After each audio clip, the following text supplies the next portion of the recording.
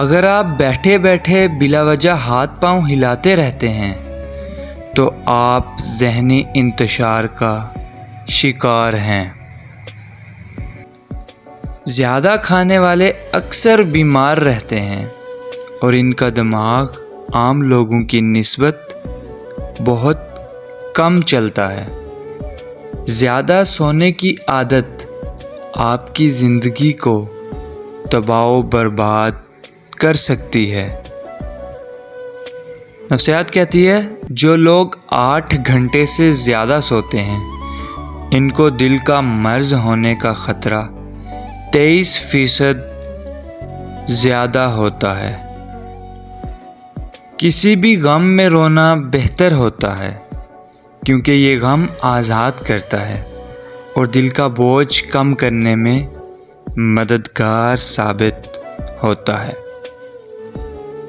نفسیات کہتی ہے شام 5 سے 7 کے درمیان آپ کا دماغ زیادہ تیز کام کرتا ہے۔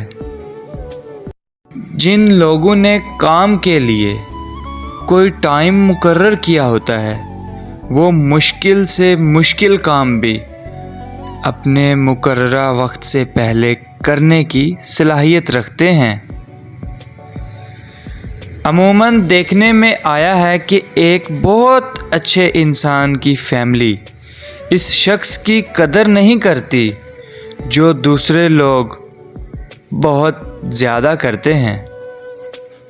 نفسیات کہتی ہے جو بچے بچپن میں جلدی بولنا شروع کر دیتے ہیں ان کی یادداشت بہت تیز ہوتی ہے۔ مختصر یا 2 لفظوں میں جواب دینے والے لوگ اکثر ذہین ہوتے ہیں۔ اگر آپ کسی سے ہاتھ ملاتے ہیں اور وہ شخص آپ کا ہاتھ فوراً نہیں چھوڑتا تو سمجھ لیجئے کہ آپ کے سامنے جو شخص ہے وہ بہت پر اعتماد ہے۔